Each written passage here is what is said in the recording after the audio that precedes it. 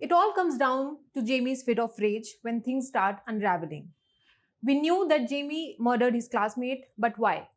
Up until now, it was difficult to believe that a 13-year-old boy who wears t-shirts that are too big for his narrow shoulders could commit such a crime. But suddenly, he transforms into an unhinged madman, slamming the table, throwing away his jacket, spitting words that his actions cannot be dictated by others. Jaime, in his attempts to salvage his low self-esteem, got influenced by the Manosphere. Adolescence revealed a phenomena hiding in plain sight: Manosphere and its community of men and boys. Welcome to Deep Dive with Outlook. I'm Ainnie, and today we will discuss the Manosphere and how does influencer Andrew Tate get into the picture. This show opens with the police violently invading 13-year-old Jaime's house at 6 in the morning.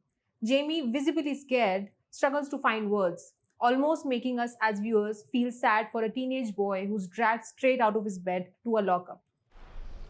He's a good kid. Jaime, would you to listen carefully? But this sympathy quickly turns into shock when we see Jaime brutally murder a girl for calling him an incel.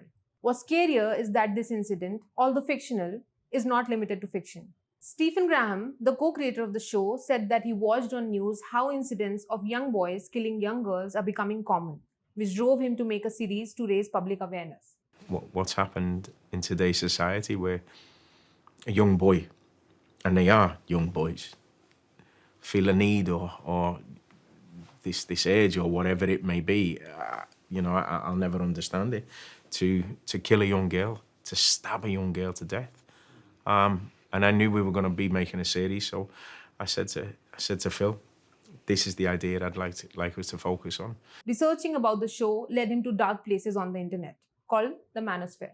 Manosphere is an online space brimming with anti-feminist ideas, incel culture, and misogyny.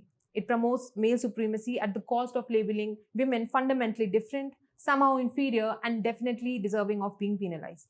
Young boys and teens take on platforms like Reddit and Instagram to find answers for why women reject them, how to lower women's self-esteem, how to benefit from it, and how to be their most masculine self. But does this show have any real relevance? Apparently, the Manosphere is not all that hard to find. On the contrary, it is unavoidable. Even though some governments, like the Australian government, has banned social media usage until age 16, it may just not be enough. Young boys are becoming increasingly receptive to incel culture, since this sort of toxic masculinity gives them convincing answers as to why women avoid them. With this shift of blame, such irrelevant theories become easy to believe. This term incel is a short form for involuntarily celibate and is associated with men who are unable to attract women and harbor ill feelings for other men who can. What's worse is that celebrities and public figures personally benefit at the behest of this community of males. It gives rise to a host of self-designed influencers. There's causation and correlation between Manosphere and the rise of popularity of influencers like Andrew Tate, who is an alleged rapist and said that women belong indoors, can't drive, and are a man's property.